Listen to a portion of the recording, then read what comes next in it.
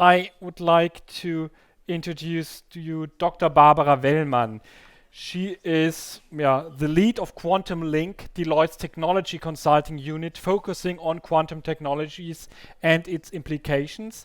And she has a PhD in applied laser physics at the MQ Photonics Research Center in Sydney, Australia. And together with her, there will be the QBee team, and they will show us the results of the Quantum Climate Challenge 2023 on CO2 capture materials. The stage is yours.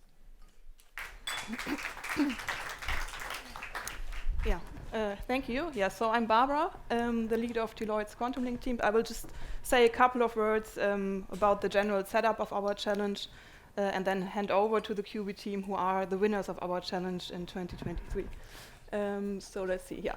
So at Deloitte Quantum, one of our aims is to build an ecosystem that bridges the gap between quantum developers and climate practitioners. So why? Well, simply because we acknowledge the fact that the climate crisis is the most substantial issues that humankind is facing nowadays, and that we should all work together to fight it. And as you probably heard today over and over again, quantum holds many promises to be of great value in climate-relevant use cases in the future. So that's why we are tackling this. So in fact, we just recently published this paper where we highlight high-impact use cases of quantum that are climate-relevant, and I want to encourage you all to follow this QR code and download it and read it, and then come talk to me later and tell me what you thought of it. So one of the measures how we want to foster this collaboration between the quantum practitioners and the climate practitioners is our yearly Quantum Climate Challenge.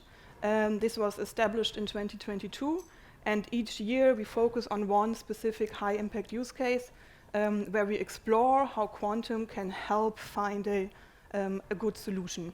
So in the first year, in 2022, we focused on an optimization problem for flight route trajectories to reduce the negative impact of flying or of air travel in general.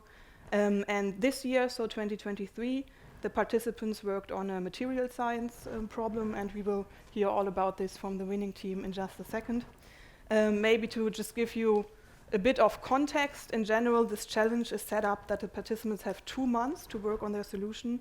They get exclusive hardware access from our partners, so IBM, AWS, who are also here.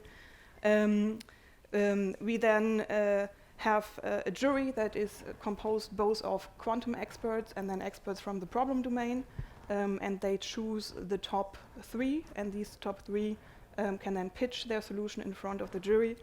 And of course, afterwards, we encourage the ongoing research on this topic together with the jury, so that this isn't just a challenge and then it ends, but that there's also something coming out of this. The prize pool of the challenge is in total 12,000 euros, and the first prize is 5,000 euros. And we are currently working on the next installation already, so the Quantum Climate Challenge 2024, and this will be a quantum machine learning case to improve a smart city electricity load balancing solution. So we heard about electricity load balancing also before, so if this is of interest to you from these buzzwords, please, we don't have a challenge site just yet, but if you follow me on LinkedIn, you will be one of the first to get all the announcements. And with that, and no further ado, I'd like to hand over to the winners of our challenge this year, Team QBee.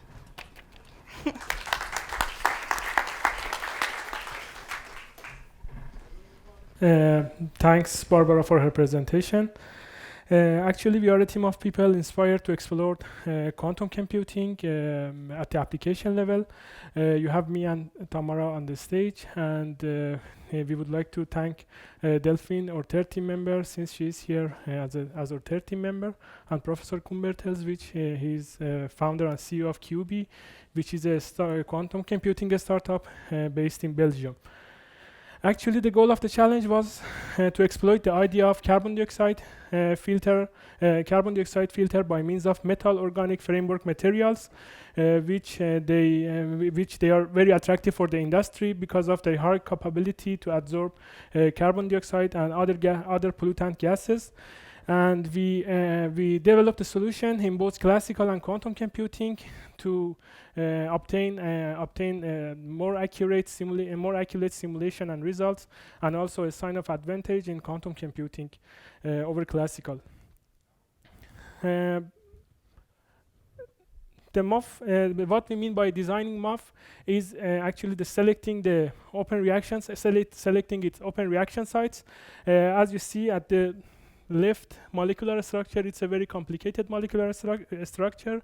And because it's too complicated, we should downsize it to the unit cell. And again, the unit cell is very complicated for current quantum devices. And again, we are downsizing it to the just open reaction sites, which it is the combination of ion and gas, which here the ion is magnesium and gas is carbon dioxide.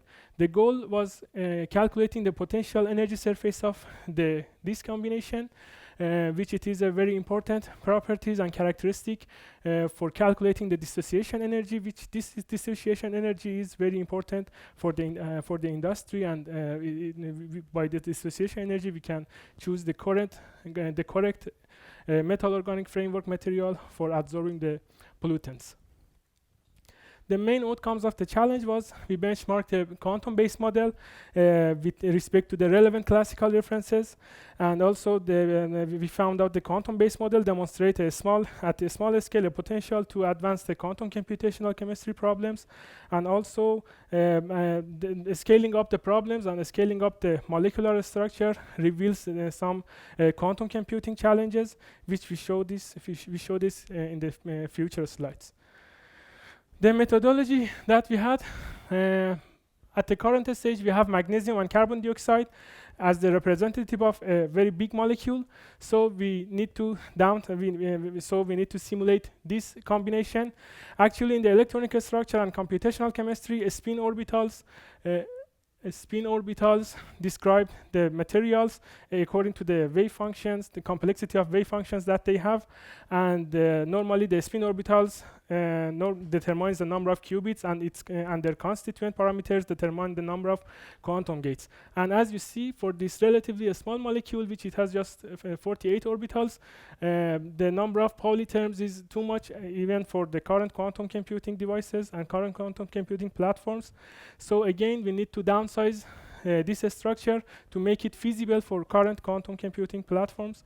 And how we do that? We divide the electronic structure of this material to active orbitals and inactive orbitals. What we mean by inactive orbitals is that we choose some electrons as they have more contribution in the energy of the system, in the reactions, in the total energy of the system. So we chose several configuration. As you see, we selected 4 electrons, 8 electrons, 12 electrons, and 16 electrons as the active orbitals, and we just did the quantum computing algorithms on these 4 configurations. And as you see here, the number of Pauli gates and depths of the Hamiltonian circuits. And as you see again, by increasing the number of orbitals, the numbers are growing exponentially. The methods that we use, actually in the quantum computing method, we use VQE algorithm, which is a very efficient algorithm for eigenvalue problem by the NISQ devices. We did the implementation by perfect qubits and also the physical superconducting qubits by the IBM Qiskit platform. And we just did it on the active spaces, not on the full electronic structure. For the classical computing, we chose a twin model for the VQE results, which it is Kasky method. Again, we did this classical, which it is an exact diagonalization on the active spaces orbitals on the active space electronic structure, not on the full electronic structure. And also we did some other conventional ab initio classical methods like RHF and CCST on the full electronic structure without any downscaling and without any using the active space orbitals, which RHF is a low cost and low accuracy method, and also CCST is a high cost and high accuracy method. I give the stage to my colleague Tamara, and she will explain about the future slides. Yeah. Results toward our conclusions. What you can see, we have these potential energy scans obtained. Potential energy scan, if I have, is actually shows you how the energy of a chosen system changes as a function of internuclear distance. So what is important to notice indeed is that we did it for different sizes of active spaces, which grow from left toward right. And also it is important how we perform benchmarking. So we really try to have the VQE, so quantum-based model, done with perfect qubit simulation and physical qubit implementation, and we try to compare the result with what we think it's a twin or real representative model in classical means, but we also added conventional models just to obtain some accuracy levels. So we have a low cost accuracy and high cost accuracy model. So now to start analyzing our graph, you can see that if we have a small active space size, which means we have a low number of orbitals, the VQE and KASKI results are nicely overlapped. However, they reach the RHF accuracy level. As soon as you start to increase your active space, indeed you reach and even go beyond the CCSD, so higher accuracy level, which is very important to observe. And further you see that your minima shifts toward the lower values. It means that we have, let's say, we are obtaining more accurately the energy of the system. And it is nice to notice here and important that VQ results seem to follow these KASKI results because they are kind of representative for the very accurate solution. However, what would you like to do now is, of course, to extend your computation and to include the full system, all the orbitals that the system contains. If you start doing that classically, you will saturate your memory and computational power very fast. And this is where the limitation is. However, if we see that quantum-based results do follow nicely these kind of classical reference, we can assume that if we work well enough, we can, for the less computational power, obtain higher accuracy result on quantum devices. However, this is, we all know, not really easy to do. So we made a different analytics just to point out what are the challenges. So we took every KASKI result as the most accurate result and reference, and we calculated all the other energies as relative to the KASKI accuracy level. And you can see again, for the low number of orbitals, they overlap very nice. However, the accuracy level is low. When you increase number of orbitals, it is interesting to see this graph. What you can see is that perfect qubit implementation and KASKI computation, they are nicely matched. They also exceed the CCSD level of accuracy, so we are reaching higher accuracy. However, the physical qubit implementation starts to deviate, and this is due to erroneous behavior of qubits. Then we could not access more than 8 qubits, or we didn't know how to do it in an optimal manner.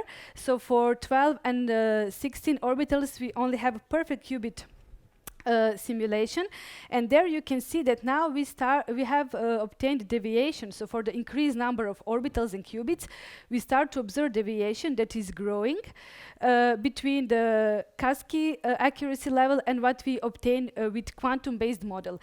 And this now points out that we also, beside hardware challenges, which is a number of qubits and quality of qubits, we also observe algorithm challenges. So choice of algorithm, but also how you design your algorithm. So this is also very important to work on these things so that we can really bring a quantum computing to a usefulness level. In the framing of the challenge, we also had some supplementary results where we tried to obtain the 3D now PES scan, and also we try to obtain a full unit cell computation, energy computation, by incorporating and playing with the low cost and high cost models. I don't have time now to talk about it. I do invite you to read our freshly published archive paper where we describe it in detail. And again, we highlight the main outputs. So it is important how you form your benchmarking of your quantum-based model because there is no standardized way of how do you validate your quantum model. And it's extremely important for the application to know if you're accessing it in the right way. then we do believe that we kind of demonstrate that there is a potential for this application. So it is worth working on that further. And also, of course, attempt to scale the model really reveals the challenges that we have today. And just to conclude, we see quantum computing as interdisciplinary field. And we do believe that the correct way in order to bring it to the industrial relevance is really to have a collaboration and work on it fully from the application domain perspective, software and hardware. And we do feel that there is a more collaboration needed between these three.